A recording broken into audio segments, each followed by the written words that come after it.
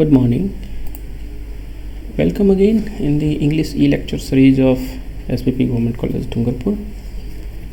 Our today's topic is The Good Morrow, a poem by John Donne. John Donne, Part 1.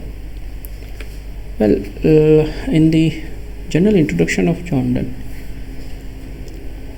he was the grandson of playwright John Haywood and the great nephew of Sir Thomas More. He was an English poet, scholar, soldier, and secretary from the Elizabethan era. He is considered the preeminent representative of the metaphysical poets. We will discuss this term after having the introduction of John Donne. Next, his works are noted for their metaphorical and sensual style. Sensual style and metaphorical things are the two basic characteristics of John Donne's work. He wrote or composed sonnets, love poems, religious poems, Latin translations, elegies, songs and satires also. He is also known for his sermons. When we talk about the works by John Donne, then here comes first Thanatos, 1608. Another, the second important work, Pseudo-Mater, 1610. Ignatius's Conclave, 1611. And in 1624, here comes Devotions upon Emergent Occasions. And after that, the fifth one, or we can say the most important work, was Poems, 1633. Its another name is Songs and Sonnets. It was published in 1633.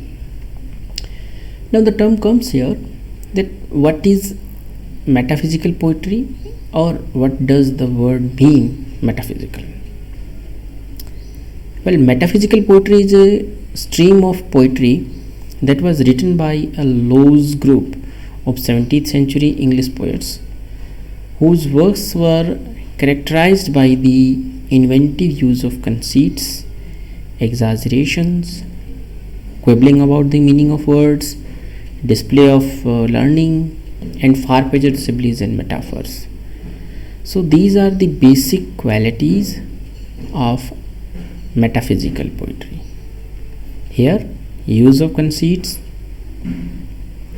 exaggerations of things, events, quibbling of the meaning of the words. Quibbling means jumping, jumbling, and playing with words. And another characteristic of metaphysical poetry was use of similes and metaphors that are taken in far-fetched stream. When we go in the meaning of metaphysical poetry, literally meta means beyond and physic means physical. So the combo meaning of metaphysical is beyond the physical world. It is an adjective to metaphysics. Metaphysics is a branch of philosophy dealing with the nature of existence, truth, and knowledge. So you can see these three things as nature of existence, truth, and knowledge were variably used in the metaphysical poetry. It is based on abstract reasoning. Another, who were the metaphysical poets? Well, the main names of metaphysical poets from the Elizabethan era were Zondervan, the leading poet. After that, few associates like Richard Crashaw, Andy Marvell, George Herbert, Abraham Cowley, and Henry Vaughan were also important when we talk about the metaphysical stream or the metaphysical poetry. One another thing that is very notable in concept of metaphysical poets or metaphysical poetry is that the term metaphysical poets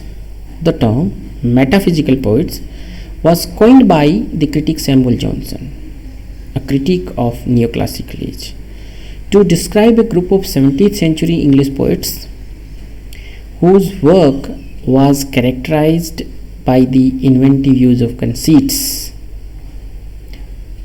and a greater emphasis on the spoken rather than lyrical quality of their verses.